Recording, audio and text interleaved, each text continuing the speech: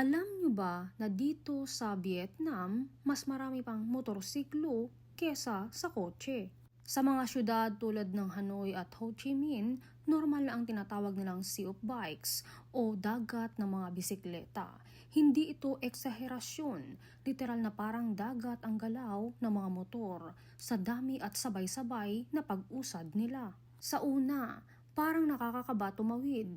Pero para sa mga lokal, isa lang itong pangkaraniwang araw. Isa sa mga dahilan kung bakit mas uso ang motorsiklo dito ay dahil mas praktikal ito, mas mura, mas madaling iparada at mas kayang makalusot sa masisikip na kalsada. Bukod pa rito, malaking tulong din ito sa mabilisang biyahe lalo na kung trapiko.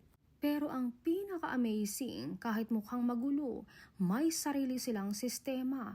Parang may silent understanding ang bawat rider. Alam nila kung kailan liliko, hihinto o uusad. Kaya kung balang araw makakapunta ka dito sa Vietnam, huwag kang magulat kung pakiramdam mo nasa gitna ka ng gumagalaw na dagat. Dahil iyon talaga ang realidad dito. At isang tip, kapag tatawid ka, huwag biglang titigil o tatakbo. Dahan-dahan lang ang lakad at hayaan mong umiwas ang mga motor sa iyo.